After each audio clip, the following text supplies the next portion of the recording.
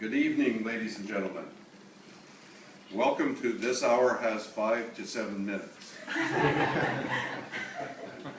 Tonight's topic, big data. Over the past year, the IT community has been buzzing about big data. But many people and firms are confused and unsure of the benefits. So tonight we explore the issues around big data and how it fits into your business. To help us bring a clearer perspective, I've invited Richard Coons. Richard, welcome. Thank you, David. It's a pleasure to be here. Richard is principal consultant for a leading IT company, IT solutions company, to help us unravel the mysteries around big data. Welcome. Let's start with a few questions. Richard, well, first of all, why don't you tell us, just in a minute or two, your IT career. Just give us a 30-second. Sure. Would you like me to stand, or is it okay? No, if I we're going to sit. I'm going to sit. Thank you. I get nervous when I stand, so that's very kind of you to allow me to do that. Thank you.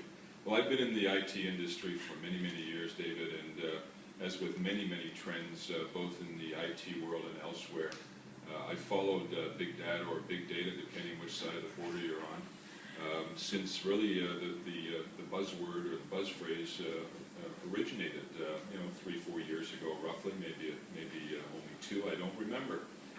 But it's important in my business as a consultant because many of my clients, airlines, for example, or big retail companies like Macy's, they collect all the information that is transacted by their customers. And so it's an important subject in my business, and a lot of customers contact me regularly to help them understand how to collect the data and what to do with it. Well, could you help us explain to us what is big data? Big data is really a confusing subject, and I compare it to the media frenzy that exists around any trend. And so the best advice I give to anyone that asks me that question is ignore all the hype and ignore all these very complicated technical descriptions of what big data is. In its simplest form, it's just a matter of collecting information, usually about your customers, most importantly, but about anything to do with your business, and then being able to analyze that information and find correlations from that information that may help you advance your business objectives.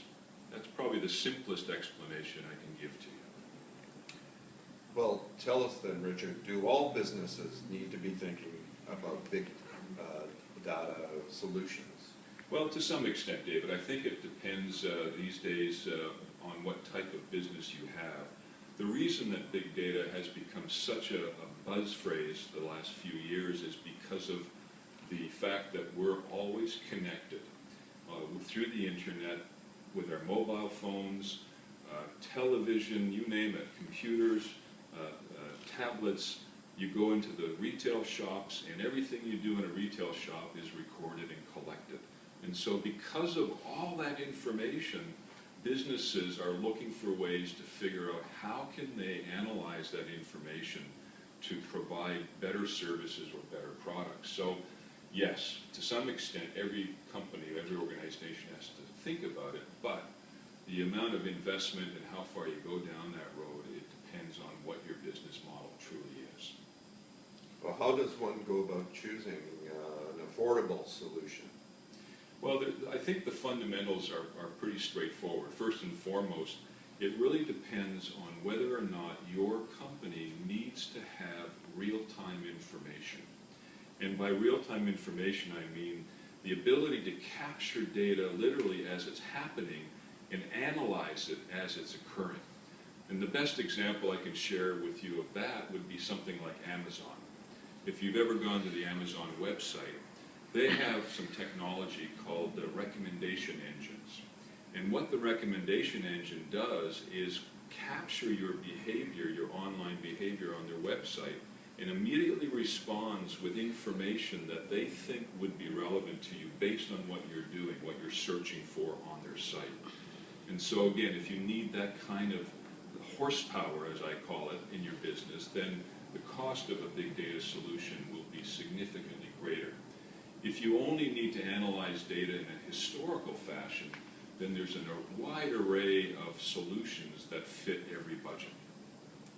Are there any success stories that companies can study, or the good examples of how the benefits of this are? There are many, in fact, and I always joke about that when I'm asked about it, because the best examples that I've observed are really those that came before the big data phrase emerged. And Amazon is a great example, and there are many other online retailers, online travel sites that have similar technologies. Airlines have been using the big data philosophy now for, gosh, 25 plus years. And probably the one that I love to study most of all is a UK company, which is a grocer and retailer called Tesco. They are probably the most impressive practitioners of big data, and have been probably for roughly 20 years. Well, this is all very interesting, and I don't know if any of us can incorporate this in our business careers here, but I think we're getting close to running out of time, are we, Rob?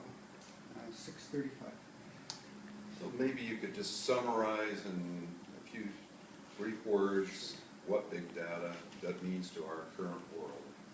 Well, the other thing that I always try to share with my customers is that you have to understand that big data can't really predict what everyone thinks it can predict, which is human behavior.